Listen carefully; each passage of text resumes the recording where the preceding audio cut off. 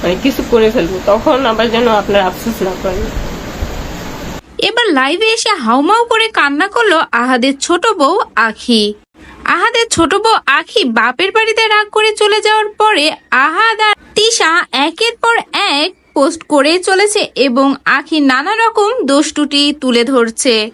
এতদিন যেই সতীনের নামে আমরা এত সুনাম শুনতাম, তাদের সম্পর্ক নাকি বোনের মতো, সেই সতীনকে নিয়ে এবার নানা কটূক্তি শুরু করেছে আহাদ আর তিশা এবং তাদের কথারই উল্টা জবাব দিয়ে আখি কিছু পোস্ট করে এবং সেখানে পয়েন্ট আকারে কিছু লেখে যে তার কোনো দোষ নেই।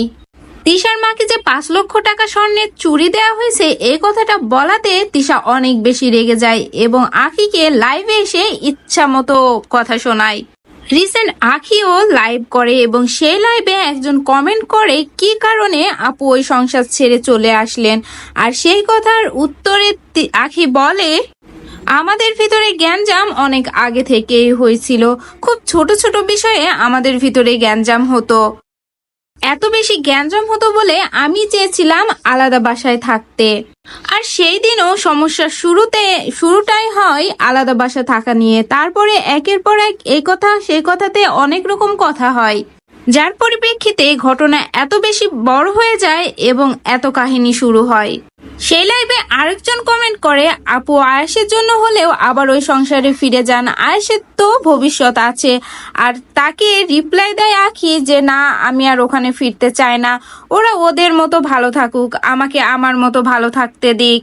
সবাই যদি এরকম শুরু হয় তো আমি বাধ্য হব নিজেকে শেষ করে দিতে। তখন আবার যেন আফসোস না করে, আর এই কথাটা বলতে বলতে আখি অঝোরঝাড়াই কাঁদতে শুরু করে। লাইভে আখি এও জানায় যে তিশা এবং আহাদ যদি আয়েশকে দেখতে আসতে চায় তো আমার পক্ষ থেকে কোনো বাধা নেই, কারণ তিশাও আয়েশের মা। আয়েশকে যদি কিছু দিতে চায় ওরা, তাতেও আমার সমস্যা নেই, কিন্তু আমি কিছু নিতে চাই না। ওরা আসছিল আজকে সকালে, তবে আমার সাথে ওদের দেখা হয়নি। আমার ছোট বোনের কাছে একটা ড্রেস দিয়ে গেছে, তবে আমি সেই ড্রেসটা নেইনি। আমি বলেছি ওইটা ওকে ফেরত দিতে, বা নিলেও আমি সেটা ফেলিয়ে দেব, পরবো না। অনেক পাবলিক আবার লাইভে কমেন্ট করে যে আপনারা ভিউ কামানোর জন্য এরকম নাটক শুরু করেছেন। সেখানে আখি বলে যদি ভিউ কামানোর জন্যই কিছু করতাম তাহলে এত বড় সমস্যা হতো না, এখন এই বিষয়টা সবাই জানে, রীতিমতো ভাইরাল। আমি চাই না আর ওই সংসারে ফিরতে। আর আহাদ যে বড় বউকে বেশি প্রাধান্য দেয় এটা এর আগেই ভিডিওতে দেখা গেছে এবং অনেক আগে থেকেই পাবলিক কমেন্ট করতো এই বিষয় নিয়ে। আখির লাইভে আরেকজন কমেন্ট করে যে আয়েশকে তিশা আপুর মা দেখতে আসতে চেয়েছে, আপনার বাবা কেন না করেছে? সেই প্রশ্নের উত্তরে আখি জানায় যে আমার বাবা হ্যাঁ না করেছে, তবে কেন না করেছে এটা আমি আপনাদের বলছি। পাড়া প্রতিবেশী এখন সবাই জানে আমাদের এই সমস্যার কথা, আর তাদের পাড়া প্রতিবেশীও যখন এই বিষয়ে এত বেশি নাক গলাচ্ছে তখন আমাদের পাড়া প্রতিবেশীরাও তো কিছু না কিছু হলেও তাদের বলবে, কথা শোনাবে।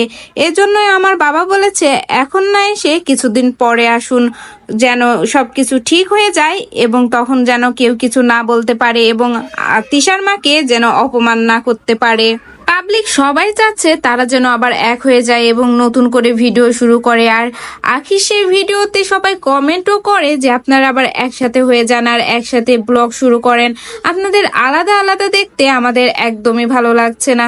তো ভিউয়ার্স, আপনাদের মতামত জানিয়ে যাবেন, আখির কি আবার আহাদের সংসারে ফিরে যাওয়া উচিত হবে নাকি নিজের মতো করে নতুন করে ছেলেকে নিয়ে জীবন শুরু করবে?